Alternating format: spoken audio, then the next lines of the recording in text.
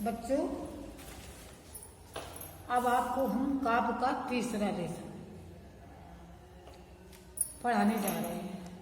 तीसरा लेसन में इसके कवि हैं गोस्वामी तुलसीदास और पाठ में शीर्षक है भरत महिमा, कवितावली, गीतावली, दोहावली, विनय पत्रिका। बहुत बड़ा है, तो आपको हम पहले संक्षिप्त जीवन परिचय बता दें, फिर भरत महिमा का हम आपको बताएंगे। ठीक है, तो देखो जीवन परिचय।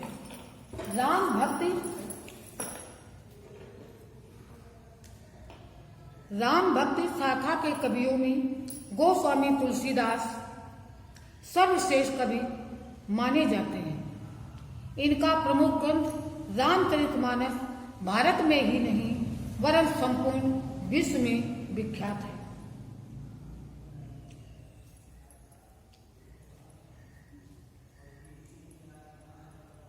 लोकनायक गोस्वामी तुलसीदास जी के जीवन से संबंधित प्रामाणिक सामग्री अभी तक नहीं प्राप्त हो सकी है।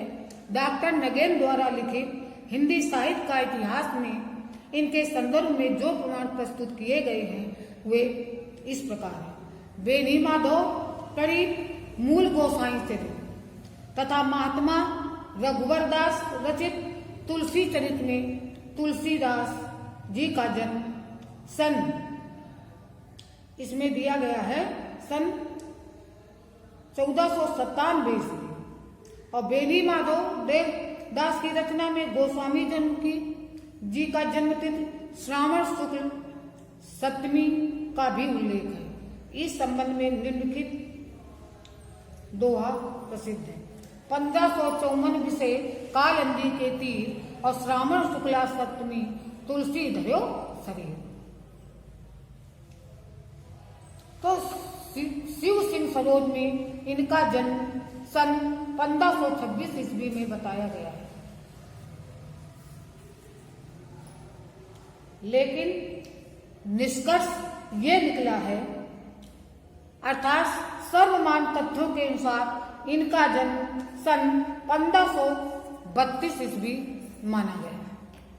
इनके जन्म स्थान के संबंध में पर्याप्त मतभेद है। तुलसी चरित में इनका जन्म स्थान राजापुर बताया गया है, जो उत्तर प्रदेश के बांदा जिले का एक गांव है। समझ में आया?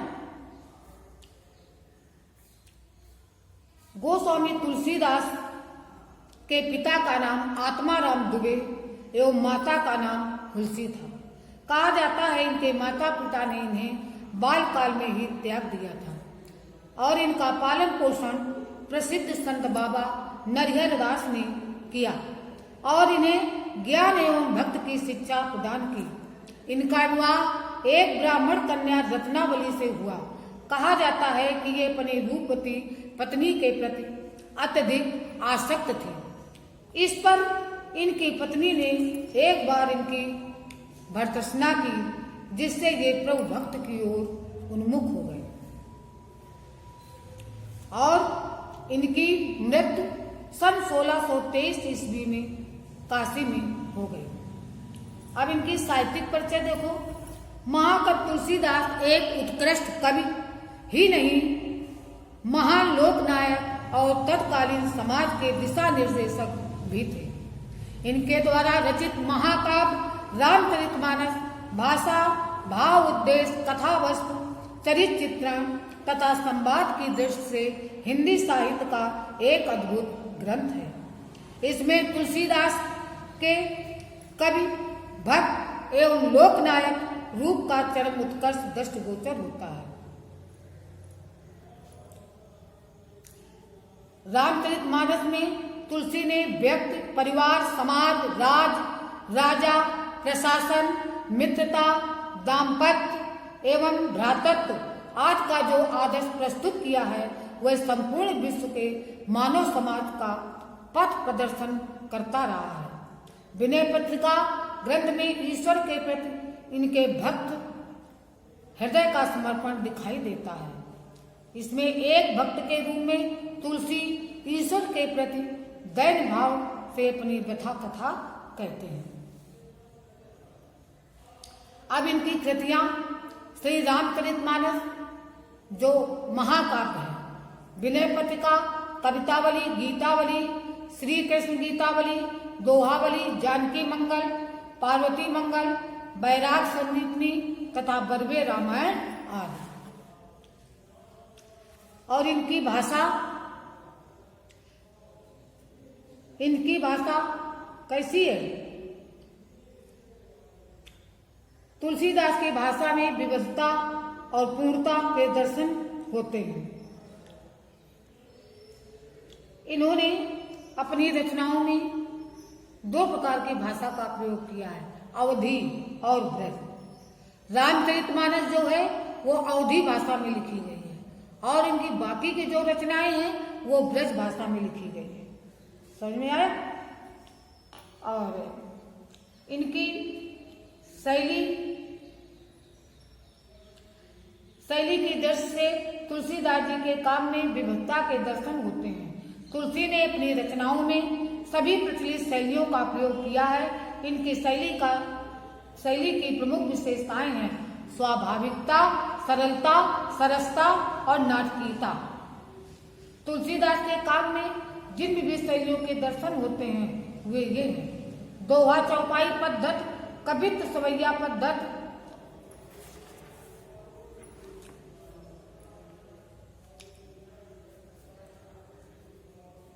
और इन्होंने अपने रचनाओं में बहु अलंकार और छंदों का प्रयोग किया है।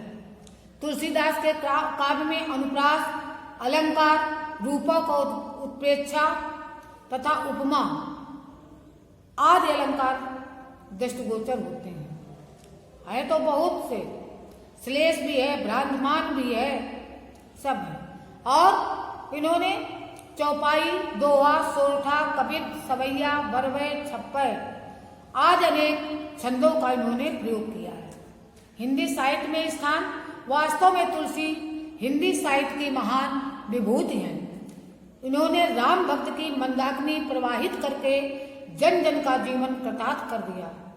इनके साहित्य में राम गुणगान, भक्त भावना, समन्वय, शिवम की भावना आदि इनकी ऐसी विशेषताएं देखने को मिलती हैं जो इन्हें महाकवि के आसन पर प्रतिष्ठित करती है।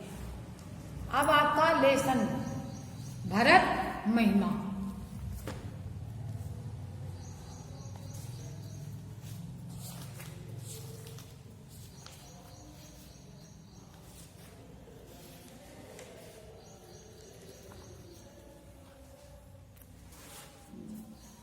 देखो,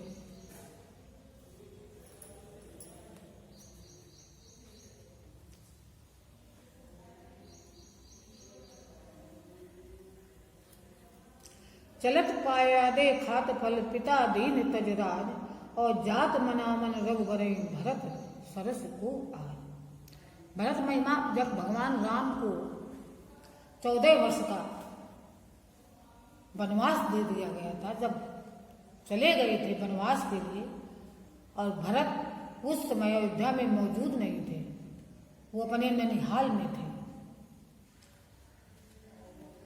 जब भरत आए तो वो बहुत क्रोधित हुए कि राम कैसे चले, उनको तो राजगद्दी मिलना चाहिए। इसीलिए राम को मनाने के लिए भरत जाते। चले तो पया दे खात फल पिता दीन तजरा, और जात मनावन रघुबर भरत सरस कुआ। भरत जी पिता का दिया हुआ राज त्याग कर, पिता का दिया हुआ राज त्याग कर भगवान राम से मिलने के लिए पैदल चल देते हैं, और जात मनामन रघुबर भरत सरस को आज। और भगवान राम को मनाने के लिए भरत स्वयं भी आज अपने नंगों पर जा रहे हैं। भाई भगत भरत आचरणु कहा तो सुनत दुख दूषण हरनु। जो कुछ कहब थोर सक सोई, राम बंधु अस काहे न होई। हम सब सानुज भरते देखे, भयन धन्य जुगती जन लेखे। सुन गुन देख दशा पछताही, के कई जनन जोग सुत नाही। को कै दूषण रानहि नाहिन, विद सब कीने हमई जो दाहिन। कह हम लोग वेद विदहानी, लगती कुल कर तूत मिलानी। बसई कुदेश कुगांव कुबामा, और कह ये दरस पुण्य परिणामा। अस आनंद अचरिज व्रत ग्रामा, जनु मरु भूम कल्प तुर जामा।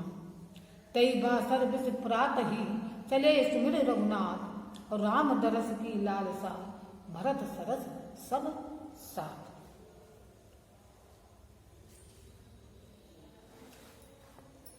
भयप भगत, भायप भगत, भरत आचरण।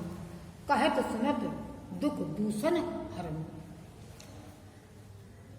भगवान वो भरत जो है अपने भाई के भक्त थे और उन्हीं का आचरण करते थे। और कहत सुनत दुख दूषण हरन, और कहते थे हमारे दुख को केवल भगवान राम भैया ही दूर कर सकते हैं। जो कुछ कहब थोर सक सोए। सखियां कहती हैं कि भरत के बारे में जो कुछ भी कहूँ हे सखी वो थोड़ा ही है। राम बंधु अस काहे न हुए। राम जैसा भाई किसी का भी नहीं हो सकता। हम सब सानु भरते ही देखे, हम सभी ने सभी अनुजों के साथ भरत को देखा है। भाई ने धन्य जुगत जन देखे। इनको देखकर सभी नर नारी प्रसन्न होते थे। सुनि गुनि देख दशा पछताए, और कई जननी जोग सुखनाए। यहाँ कहती हैं कि के गुणों को देखकर तथा उनके पश्चाताप दशा को देखकर ऐसा लगता है कि जैसे कई माता इनके योग नहीं थी, इनके योग नहीं थी। को कह दूषण रानी नाही। कहते हैं साल में ऐसी कोई दूसरी रानी नहीं है जो विद शुभ कीन हमें चौदाही। विद माने ब्रह्मा ने जो कुछ भी किया, जो हमें दिया, वो हमने नहीं, वो रानी कई ने किया है। कहा हम लोग वेद विदहीनी, और लगती कुल करतूत मलिनी। बसई कुदेश कुगांव कुबामा, कह ये दरस पुण्य परिणामा। कहते हैं कि हम लोगों ने सारे संसार के वेद और ब्रह्मा के बनाए हुए जो वेद हैं वो सब संसार में कैसे हैं? हीन है। लगती ये छोटी ती माने पत्नी ऐसी निकली रानी के कई जो कुल को ही मलिन कर दिया। इसलिए हम कुदेश और बसई कुदेश कुगांव कुबामा, और कह ये दरस पुण्य परिणामा। जो भगवान राम परदेश में पराए गांव में सीता और लक्ष्मण के सहित चले गए, ये सब क्या है? हमारे पूर्व जन्म के परिणाम हैं। और इसी प्रकार से भरत जो है अत्यंत दुखी हैं और कहते हैं कैसे मरुभूमि में इनके पैर जलते होंगे। तेई बासर बस अपराध है। तेई बासर मतलब उसी दिन बीत हो जाने के बाद प्रातः काल भगवान राम को स्मरण करके राम दर्शन की अभिलाषा से भरत सभी के अयोध्या वासियों को लेकर भरत राम से मिलने के लिए चले जाते हैं। आप लोगों को भरत महिमा को नहीं, हम आप लोगों को कवितावली पढ़ाएंगे। कवितावली में देखो, बाल्दी विशाल विकराल ज्वाल जाल मन, लंग लील वे को काल रसना पसारी है। केधो व्योम बीज का भरे है भूर धेम केतु, वीर रस वीर तलवार सी उधारी है। तुलसी सुरेश चाप कीधो दामनी कला, कीधो चली मेरु ते प्रसान सर भारी है। देखो जातु धानी अकुलानी कहे, कानन उजारे अब नगर प्रजारी है। बालधी माने होता है पूंछ, विशाल माने बड़ी, विकराल माने भयंकर, ज्वाल जाल माने अग्नि समूह, लंग लील में लंका को निगलने के लिए, काल माने मृत्यु ने, रचना माने जीव को, प्रसारी माने फैलाया है। किंधो माने अथवा, व्योमदीप का आकाश मार्ग पुच्छल तारों से भरा हुआ है। समझ में आया? तो उस समय का वर्णन है जब हनुमान जी ने लंका में आग लगाई थी। तो बालधी विशाल विकराल ज्वाल जाल मन, कवि कहता है कि हनुमान जी की विशाल पूंछ में भयंकर अग्नि का समूह मानो इस प्रकार से जल रहा था, जिसे देखकर ऐसा लग रहा था कि जैसे मृत्यु ने अपने जीव को लंका को निगलने के लिए फैला दिया है। केधो व्योम बीज का भरे है भूर धेम के, अथवा ऐसा लग रहा था कि जैसे आकाश मार्ग पुच्छल तारों से भर गया है, और वीर रस वीर तलवार से उगारी है। और ऐसा लग रहा था जैसे किसी वीर ने अपनी तलवार को वीर रस से होकर उसे बाहर निकाल लिया है। तुलसी सुरेश चाप कीधो दामनी कला, तुलसीदास जी कहते हैं ऐसा लग रहा था जैसे कोई इंद्र का धनुष हो अथवा बिजली चमक रही हो। कीधो चली मेरु ते किसान सरभारी है, अथवा ऐसा लग रहा था जैसे सुमेर पर्वत से अग्नि की नदी बहकर आ गई हो। और देखो जातु धानी अकुलानी है, उसे देखकर राक्षस और राक्षसियां व्याकुल हो रही हैं और कह रही हैं कि इस वानर ने जंगल को ही नहीं उजाड़ा बल्कि इस नगर को भी उजाड़ दिया है। आज इतना पढ़ाया है, कल